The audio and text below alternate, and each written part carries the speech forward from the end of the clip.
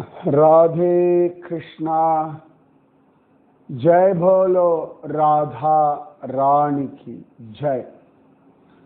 जय बोलो श्री कृष्ण कन्हैया लाल की जय। जय बोलो वृंदावन धाम की जय। जय बोलो यमुना मैया की जय। जय बोलो गोवर्धन गिरिराज की जय। वृंदावनम கண்ணன் பிருந்தாவனத்தை விட்டு போகவே இல்லை அப்படின்னு மற்ற புராணங்கள்ல விதவிதமாக சொல்றார்கள். முக்கியமா நாம பார்த்தோம், இப்ப இந்த பக்தரோடு ஹரி எல்லாம் பார்த்தோம், விப்ரபத்னிகளுக்கு அனுகிரகம் செய்த இடம் எல்லாம் பார்த்தோம். ஆண்டாள் அந்த பக்த விமோசனத்தை சொல்லும் பொழுது வேர்த்து பசித்து வயிறு அசைந்து வேண்டும் அடிசில் உண்ணும் போது ஈது என்று பார்த்திருந்து நெடுநோக்கு கொள்ளும் பக்த விலோச்சனத்து உயிர்த்திடுமி அப்படின்னு சொல்றார். ஸோ கண்ணன் ரொம்ப ஆசையோட அக்கார அடிசில் சாப்பிடுவதற்காக பிராமண பத்னிகளுக்காக காத்திருந்த இடம் இந்த பக்தரோடு ஹரி அப்படின்னு சொல்றோம். ஸோ நம்ம அதெல்லாம் பார்த்தோம். இந்த பக்தரோடு ஹரி பக்கத்துல தான் அக்ரூர காட் அப்படின்னு சொன்னார். இந்த அக்ரூரருக்கு பகவத் தர்சனம் கொடுக்கிறான் இல்லையா கிருஷ்ணன். ஸோ பிருந்தாவனத்தை விட்டு கண்ணன் கிளம்புறான். மதுராவுக்கு போகிற வழியில ஒரு விதத்துல பிருந்தாவனத்தினுடைய கடைசி லீலை அப்படின்னு சொல்ற மாதிரியாக பாகவதத்தில் தான் இருக்கு. ஏன்னா இதோட பிருந்தாவன லீலா முடிஞ்சுன்னா அதுக்கப்புறம் மதுரா லீலா. கிருஷ்ண லீலாவை முக்கியமாக 4 விஷயங்களாக பிரிக்கிறது. கோகுல லீலா, பிருந்தாவன லீலா, மதுரா லீலா, துவாரகா லீலா. கண்ணன் மதுரால பிறந்தான், அப்புறம் கோகுலம் போயிட்டான். ஸோ கோகுலத்தில் இருந்த நாட்கள் அந்த வழக்காரிக்கு அனுகிரகம் பண்றதோட கோகுல லீலா பூர்த்தி ஆகிறது.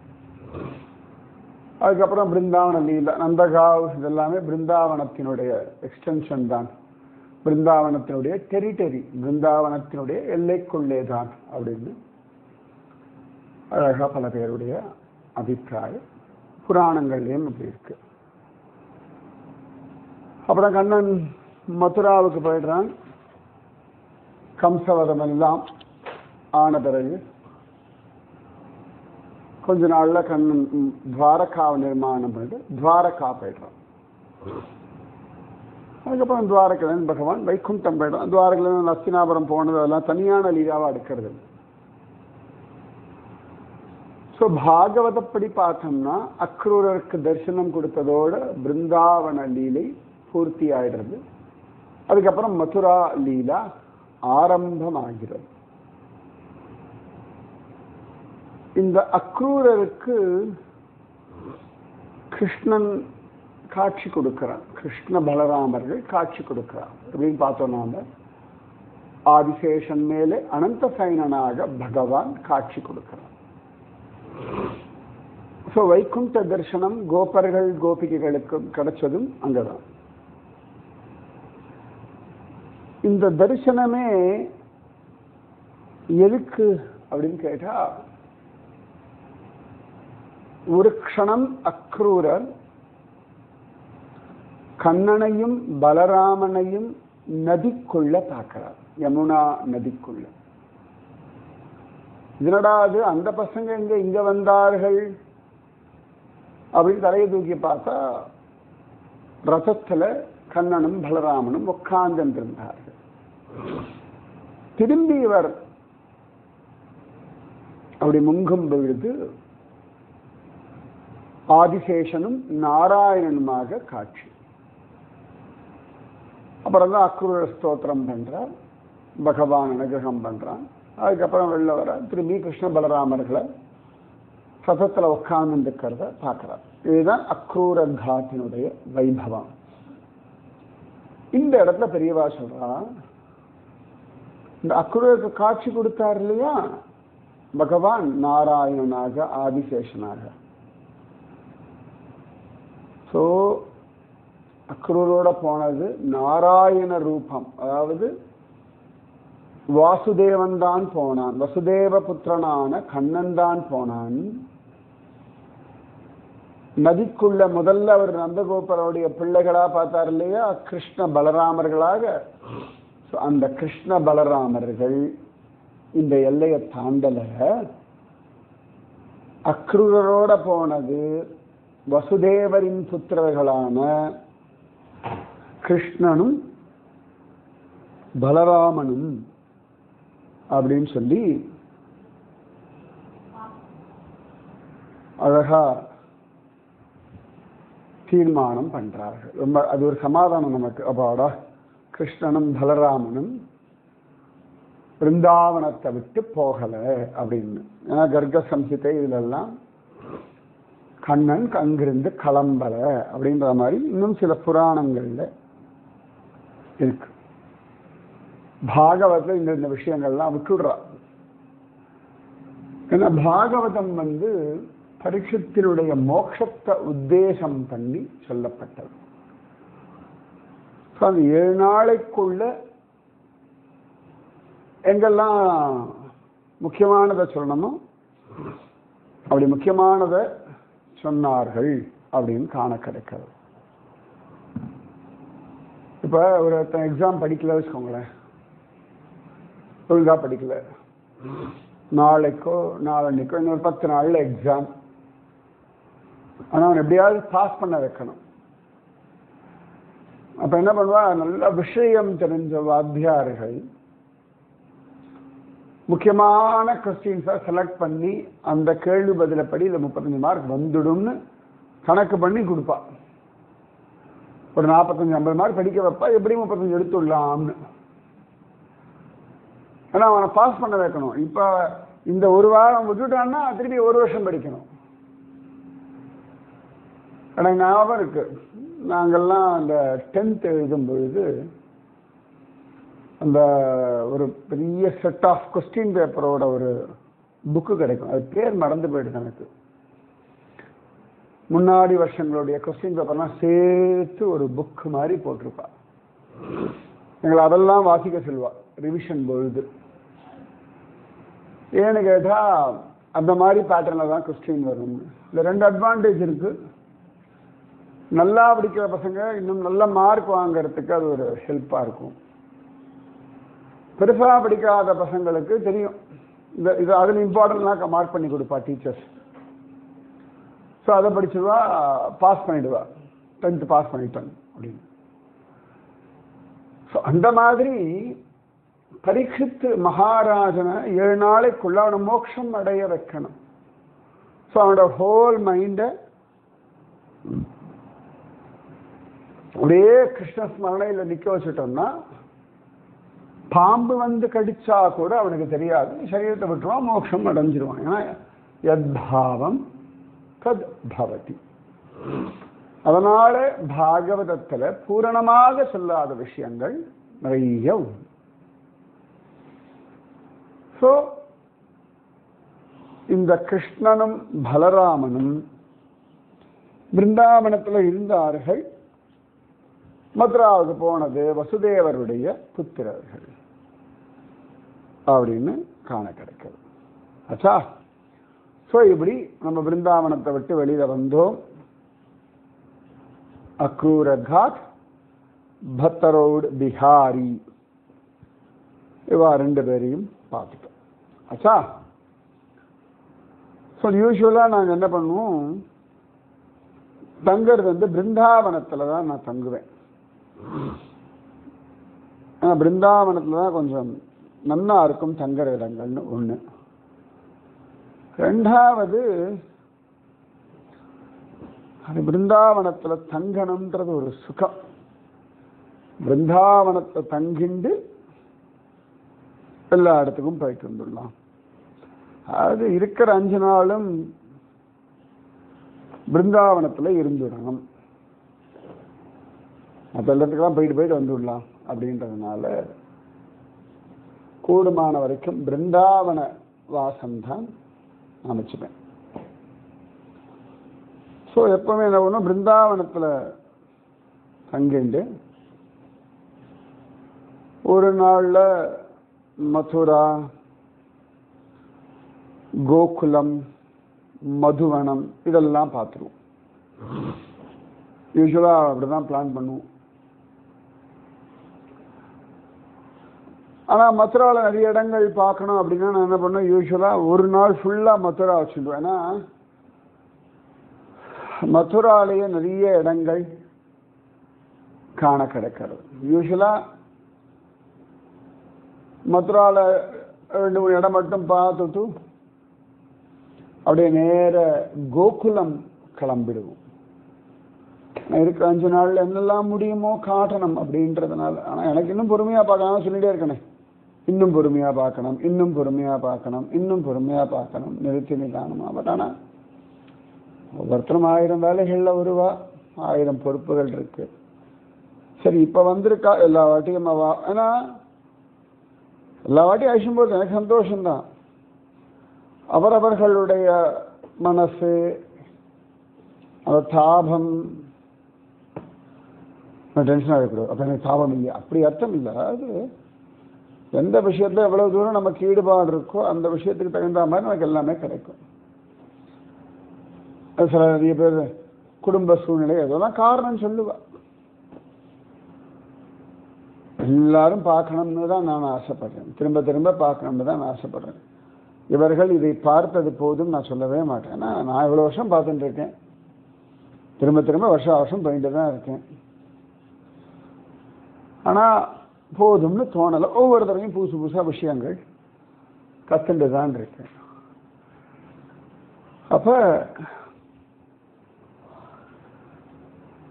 அந்த மதுரா, மதுவனம், கோகுலம் இதெல்லாம் ஒரு நாளில் பார்த்துருவோம். ஒரு நாள் கோவர்தன சரியாயிடும், ஒரு நாள் நந்தகாவ் பர்சானா, ஒரு நாள் பிருந்தாவனம். அவ்வளோதான் டைம் இருக்கும். சில சந்தர்ப்பங்களில் வேறு இடத்துக்கு போவோம், அவ்வளோதான். ஸோ நாம் இப்போ இது வரைக்கும் பார்த்துட்டோமா? இங்கிருந்து எங்கே போகலாம்? மதுரா போகலாம், இல்லாட்டி கோகுலம் போகலாம். மதுரா கோகுலத்தை விட எனக்கு ரொம்ப பிடிச்ச இன்னொரு இடம் இருக்கு. ஜோரா சொல்லு, ராதே ராதே, அழகா சொல்லு, ராதே ராதே, ஆசையா சொல்லு, ராதே ராதே, இங்கேயும் சொல்லு, ராதே ராதே, அங்கேயும் சொல்லு, ராதே ராதே, இப்பவும் சொல்லு, ராதே ராதே, எப்பவும் சொல்லு, ராதே ராதே, ராதே ராதே, கண்ணன் வரான், ராதே ராதே, அன்பை தரான், ராதே ராதே ராதே ராதே ராதே ராதே. ஜெய் போலோ ராதா ராணி கி ஜெய். உடனே பர்சானா அப்படின்னு நினைச்சுக்கப்படாது.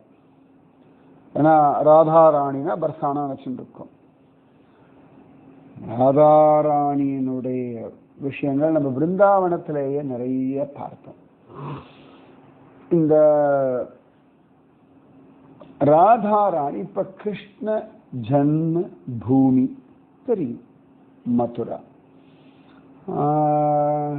ராம ஜன்ம பூமி அயோத்தியா. நரசிம்ம அவதார பூமி, ஜன்மபூமின்னு சொல்லலாம், அஹோபிலம். அப்ப சீதா அவதார பூமி சீதாமடின்னு பேர், பீகார்ல இருக்கு, கயா பக்கத்தில். இன்னும் போனதில்லை. நாளைக்கு நவமி திதி, ஸ்ரீராம நவமி முடிஞ்சு கரெக்டா ஒரு மாசம். அப்ப சீதா நவமி தான் நாளைக்கு. அதனால இன்னைக்கு நான் எங்க போறோம்? ராதா அவதார பூமிக்கு போறோம். ராதா அவதார பூமின்றது பர்சானா இல்லை. ராதா அவதார இடம், ஸ்தலம் வந்து ராவலவனம் அப்படின்னு பேரு. இன்னைக்கு ராவல் அப்படின்னு சொல்லலாம். இப்படி ஞாபகம் வச்சுக்கலாம். பத்ரிகாசிரமத்துல அங்க பூஜை பண்ணக்கூடியவருக்கு ராவல் அப்படின்னு தான் திருநாமம். அவளோட அந்த டைட்டில் வந்து ராவல்னு சொல்லுவாள். அந்த ராவல் தான் ராவல் ஞாபகம் வச்சுக்கணும். அதே வார்த்தை தான் இங்கேயும் ராதாராணியினுடைய பிறந்த இடம். இன்னைக்கு பத்ரிகாசிரமம் திறந்தாச்சு. ஏப்ரல் 30 அக்ஷய திருத்தியைக்கு யமுனோத்ரி கங்கோத்ரி திறந்தாச்சு. நேற்றுமை நம்ம கேதாரநாத் திறந்தாச்சு. இன்னைக்கு பத்ரிநாத் திறந்தாச்சு. கர்க சம்ஹிதையில சொல்லும் பொழுது ராதா நாம மகிமைய பத்ரிநாதன் சொல்றார் அப்படின்னு தான் காண கிடைக்கிறது. ஸோ இன்னைக்கு ராதாராணியை பத்தி பேச விசேஷம். இந்த ராதாராணியினுடைய அவதார ஸ்தலம் தான் ராவல். சரியா அக்ரூர காட், அந்த பத்ரோடு விஹாரி அந்த பக்கத்துல இருந்து ஒரு 18 கிலோமீட்டர், ஒரு ½ an hourல இந்த இடத்துக்கு போயிடலாம். ஸோ மதுரா பார்த்துட்டு கோகுலம் போற வழியிலையும் பார்க்கலாம். கோகுலம் பார்த்துட்டு பிருந்தாவனம் வர வழியிலையும் ராவலுக்கு போகலாம். எப்படி வேணாலும் ராவல் போகலாம். நம்ம இப்ப பிருந்தாவனத்திலேருந்து இப்படி போறோம், அக்ரூர காட், பத்ரோட் பிஹாரி பாத், அப்படியே நேர ராவலுக்கு நம்மளுடைய யாத்திரை தொடர்றது. ராவல் சின்ன ஒரு இடம்தான். யமுனை ஆற்றங்கரை. இந்த ராதாராணியினுடைய அவதார விஷயமானது கர்க சம்ஹிதை, பத்ம புராணம் இதெல்லாம் காண கிடைக்கிறது. இதுல கர்க சம்ஹிதையில 8வது அத்தியாயத்துல ராதாராணி அவதாரமானது சொல்லப்படுறது. ராதாராணியுடைய தகப்பனார் பெயர் விஷபானு, அம்மா பெயர் கீர்த்தி ராணி, கீர்த்திதா தேவி அப்படின்னு சொல்லுவார். விஷபானு கீர்த்தி ராணி. ஸோ இந்த ராவல்ல இருந்து பக்கத்துல தான் கோகுலம் மகாவனம். ஸோ சரியா பார்த்தோம்னா அங்கேருந்து ஒரு 10 கிலோமீட்டர் தூரம் தான் மகாவனம்ன்ற கோகுலம், நந்தகோபருடைய வீடு. ஸோ இது வந்து மதுராவுக்கும் கோகுலத்துக்கும் இடைப்பட்ட இடத்துல இருக்கு. விஷபானு தேவர், கீர்த்தி ராணி. இந்த கர்க சமீபத்தில் பகுலாஸ்வ மன்னன் அவர் பேசுறார். ஜோரா நாரத மகரிஷி அவனுக்கு பதில் சொல்றார். அப்ப அவர் கேட்கிறார், ராதாராணியுடைய விஷயங்களை சொல்லுங்க அப்படின்னு கேட்கும் பொழுது நாரத மகரிஷி சொல்றார், ராதாராணி காளிந்தி கரையில அழகான ஒரு நிகுஞ்ச வனத்துல அவதாரம் செய்தாள் அப்படின்னு. கர்க சம்ஹிதை கோலோக கண்டம், அதுல 8வது அத்தியாயம், அதுல இந்த ராதாராணி விஷயம் காண கிடைக்கிறது. ரொம்ப அழகா சொல்றார். அதைவ ராதாம் वृषभानुपत्याम् आवेश्य रूपं महसत्पराख्यम् कलिन्दजाकूलनिकुञ्जदेशे सुमन्दिरे सावततारराजन् गणावृते व्योम्नि दिनस्य मध्ये भाद्रे सिते नागतितौ च सोमे अवाकिरन् देवगणाः स्फुरद्भिस्तन्मन्दिरे नन्दनजैः प्रसूनैः राधावतारेण तदा बभूवुः नद्यो अमलाभाश्च दिशः प्रसेदुः ववुश्च वाता अरविन्दरागैः सुशीतलाः सुन्दरमन्दयानाः. அப்ப அழகா ஜோரான புரட்டாசி மாசம் பாத்ரபத மாசத்துல சுக்லபக்ஷ அஷ்டமி திதியில திங்கக்கிழமையில மத்தியான சமயத்துல ஆகாசத்துல மேகங்கள்லாம் திரண்டிருந்தது. தேவகணங்கள்லாம் நிறைய புஷ்பங்களை கொண்டு வந்து அப்படி பொழிஞ்சார்கள். ஜோரா விஷபானு தேவர் மத்தியான சமயத்துல யமுனையில தீர்த்தமாட வந்தா அப்படின்னு இருக்கு. அப்படி தீர்த்தமாட வர ரொம்ப நாளா அவருக்கு குழந்தை இல்லை அப்படின்னு ஒரு ஏக்கம் இருந்தது. ஒரு சில புராணங்கள் படி கண்ணன் பிறந்து ஒரு வருஷம் கழிச்சு, எந்த இடத்துலையும் கண்ணனை விட ராதாராணி பெரியவள் அப்படின்னு இல்லை. அப்ப எப்படி ராதாராணி பெரியவள்னு சொல்றான்றதுக்கு காரணம் அப்புறம் நான் சொல்றேன். சில இடங்கள்ல கண்ணன் பிறந்த ஒரு மாசம் கழிச்சு ராதாராணி பிறந்தாள்.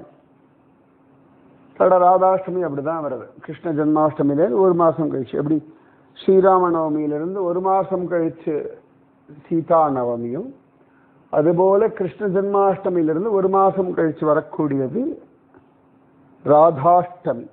ராமனும் நவமி, சீதையும் நவமி, கண்ணனும் அஷ்டமி, ராதையும் அஷ்டமி. ஜன்மாஷ்டமி, ராதாஷ்டமி, ஸ்ரீராம நவமி, சீதா நவமி. ராமன் சித்திரை சுக்லபக்ஷ நவமி, வைசாக சுக்லபக்ஷ நவமி, சீதா மாதா. ஓகேவா? ஸோ இவர் மத்தியானம் தீர்த்தமாட வரார் நம்ம விஷபானு தேவர். அவருக்கு ஒரு ஏக்கம் இருந்தது,